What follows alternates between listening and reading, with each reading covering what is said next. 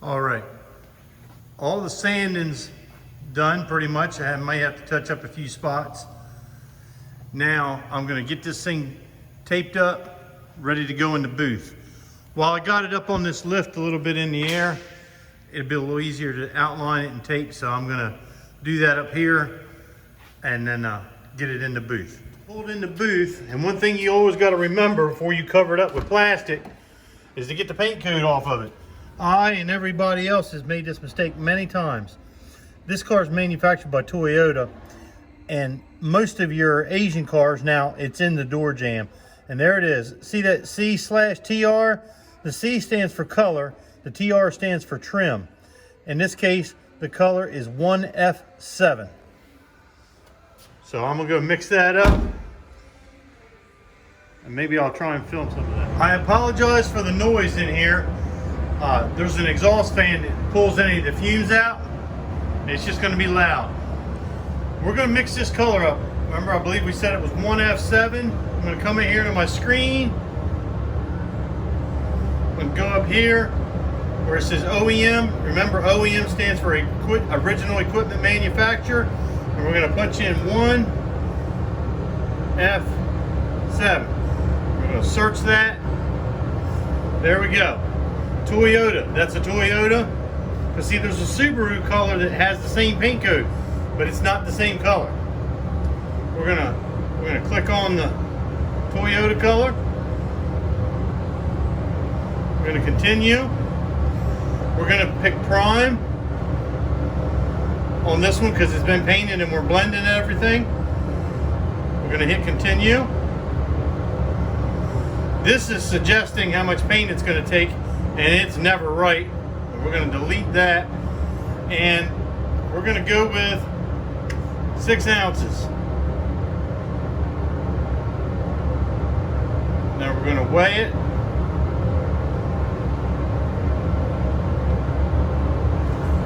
We're gonna skip that. Okay, now what it's telling me to do is it's telling me it's getting T474, which is a fine metallic. So we're gonna go over here to the mixing bank, and we are gonna find the T474. There it is. Now this is waterborne. This is very different than a solvent-based paint. You don't shake it, you just kind of rock this can back and forth a couple times. That stirs it up. And it's telling me that I want 138.1 parts in there. First we gotta put a can on the scale and calibrate it. So we're gonna grab a liner. This is the liner. It goes in this cup. Now, see, it's telling me to place the can on the scale and press continue. That does what's called the tare feature. It zeroes this thing out. The scale's on 0, the computer screen's on, see that negative 138.1? This can be a little bit confusing. This thing's gonna count backwards to 0. While this one's going to 0, this one's gonna go up to 138. You can pick whichever one you wanna go by, just don't get confused. And when I get a little bit into it, you'll see this area start to fill up with blue. Now I'm gonna film me doing the first one, then I may put it on a time lapse, because see all those tints? It gets 7 different colors put in it, and that'd be boring and it'd take forever if you wanted to watch me do all of it. But I'll try and film this when I'm holding the phone in one hand and the paint in the other. So we'll see how this goes. You'll be able to see me mess up if I do. Because I'm not good enough at this editing yet to get it out of there. See how that number's going backwards? Going backwards.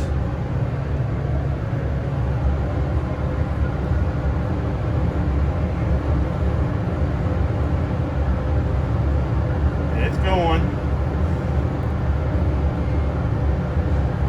Now you wait any second now, it's going to start shooting blue up on that side piece. There it goes. That's kind of getting your attention that, hey, you're getting kind of close.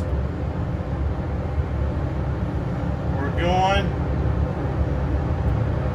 Come on. And this is difficult doing this with one hand. Trying to hold the camera still.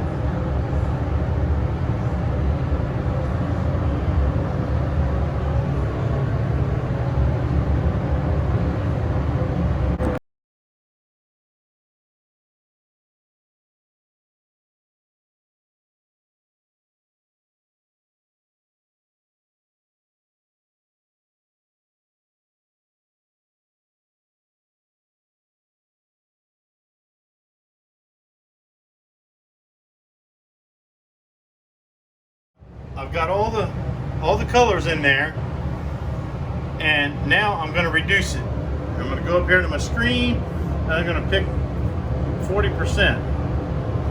Now, what I'm going to do is I'm going to stir this up before I put reducer in there. The reason why I stir it up before I put the reducer in there, and this is waterborne paint, so the reducer is actually, it's not water that you could drink, but it's not solvent at all. I don't know how to say it. The reason why I stir this up is because some of those tints, all of those different colors are called tints. Some of them are much heavier than the others. And if I were to put the reducer in there, and the reducer makes this paint thinner, less dense. If I were to put the reducer in there first, some of those heavy tints would have settled on the bottom and may never ever get mixed up good. So now that I've done that, I'm going to recalibrate, place the can on the scale and hit continue, and I'm going to put 47.5 parts of reducer in there. Paint in, the lid on, the strainers on it. Now I'm going to walk into the booth and show you the car. It's all taped up. All I got to do is wipe it down. Now, you see how I did that? The only actual masking paper I used was on this window right here. The rest of it I outlined in 3/4 inch tape, covered the whole car in plastic, and then cut out the door and the quarter panel. It's fast, it saves on material, and it really works out nice. So now I'm going to wipe this thing down with pre-cleaner and start painting. I'm not going to film me painting it. You've seen me paint enough stuff before, and next week you're going to see a lot of paint work done on that orange truck. Well, there she is, all painted up. I'll come back tomorrow and put it back together. All right, everybody, it turned out nice. Repair looks nice. The blend turned out nice. It may look on this tape that fender doesn't match the door. It's because the fender's dirty, and I didn't film me painting it, but there's absolutely no color past this area right here. So it turned out really nice. I don't know what it looks like on the tape, but what we're getting ready to do now is replace that pinstripe. Now, I'm going to show you how easy it is to put one of these pinstripes on. I'm going to walk around to the other side of the car. We want to try and do a better job than this side. See how this side's kind of wavy like an ocean? It's going up and down. We're going to try and do a better job on the other side. Now, I'm sure there's different ways to do this, or people do it different ways. This is the way I've always done it, and I've been doing it this way for over 30 years probably. I take my roll of stripe tape, I've got the right color and the right sizes, and I just simply walk down the side of the car and see how much I need. I pull off a little bit extra, you'll see why. We're going to try and do this in one take. There's a paper backing on this stripe, and what you'll do is you'll pull it off,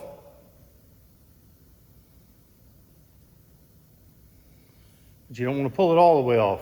You're going to kind of hold on to that as we go.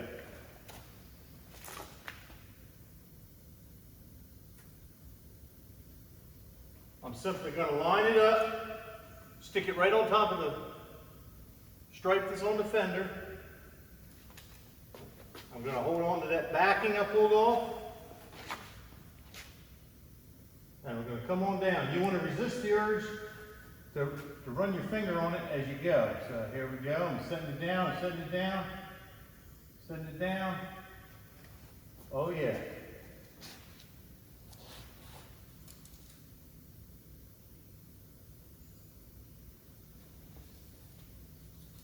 Let's see, what's it look like? I think it needs to go up a little bit in the back.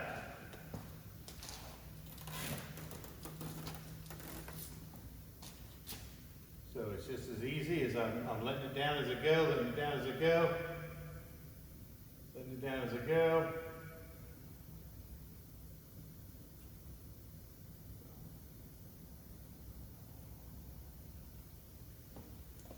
I think that's about got her. Oh yeah, that looks good. It's perfectly straight. I'm gonna stop the tape for a minute and go get a razor blade and show you what we do next. This is one of the times when you want a brand new razor blade, because I'm gonna cut the stripe just shy of the gaps.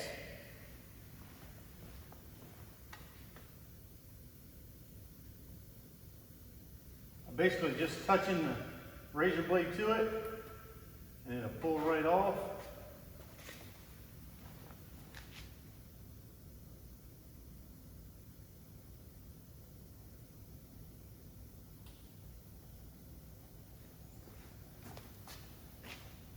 Now I got to go around the other side and see how the stripe ends on the back. Okay.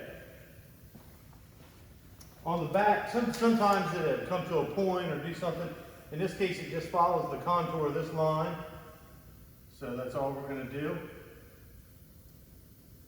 Remember, we're doing this with a brand new razor blade, so you don't have to bear down at all. So we got that line. Now, over top, now I'm going to make sure that the stripe's pushed down all the way. Just take my hand,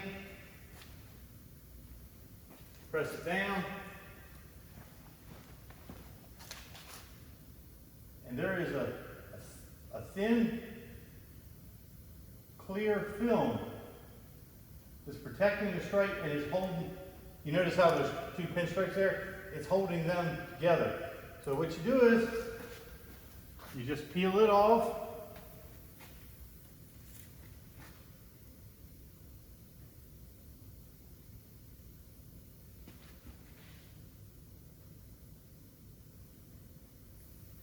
Just like that. Shazam! One pinstripe on. Now I'm going to put it on time lapse in a minute and finish putting this thing together.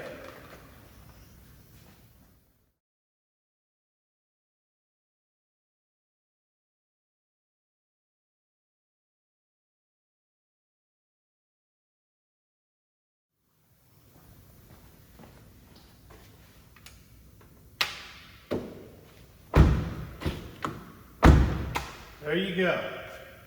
Turned out nice. Well, I hope you guys maybe enjoyed this a little bit. Next week, come Monday, we're going to start on that big beast in there. Enjoy your weekends, guys.